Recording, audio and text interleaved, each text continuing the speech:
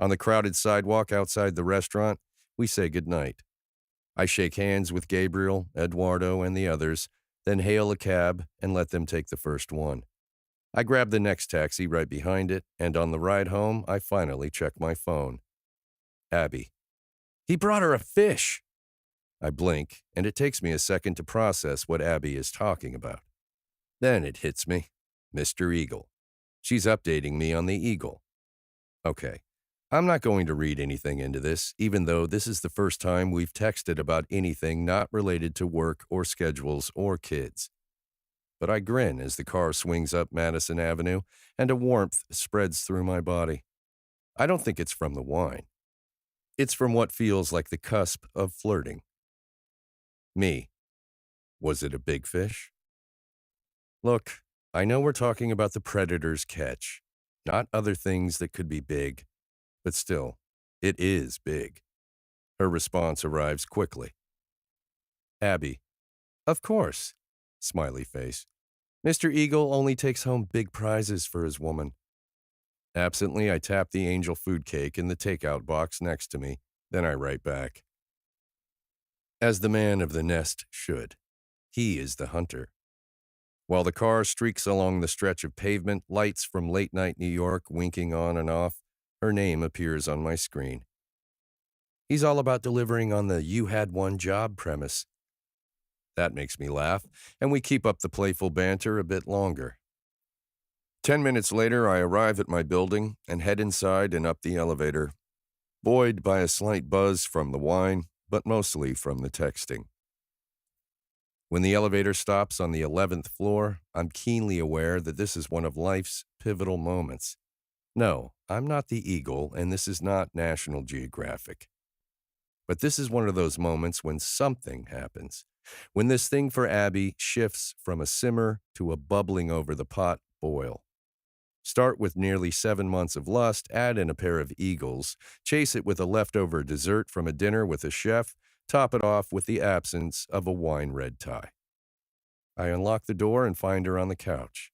Damn, she looks good in my home, with the lights dim and the quiet of the night wrapping its arms around her. She sets down her iPad, and I hold up the dessert.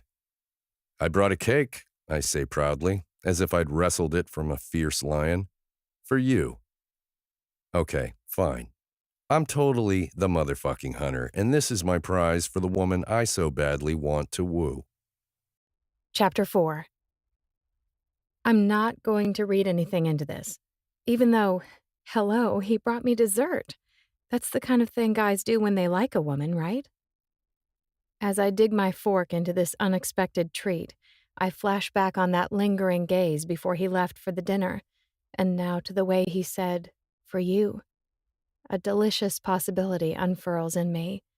Perhaps this street isn't as one-way as I thought. Maybe, just maybe, he's keen on me too. I slide the container a few inches across the counter, giddy from these new thoughts jumping joyfully in my head, like puppies bounding through a field of grass. Do you want to have some? I think I may have already passed the legal limit for cake consumption tonight, he says. I wave the fork and correct him. There's no limit for cake. Harper and I have conducted many tests and have proven as much. Not once were you able to reach the threshold. I shake my head. Never. Each bite you take raises your legal limit by one more bite. He strokes his chin as if in deep thought. So it's a rolling target, this cake limit? It is. And we've studied it thoroughly, being cake fiends and all. It's entirely possible we were separated at birth when we were left in baskets outside piece of cake. He knows my friend Harper. She's a magician, and he hired her to perform at Hayden's 5th birthday party last fall. At the time, Harper told me she had the tiniest crush on him, but that was way before she started spending more time with Nick.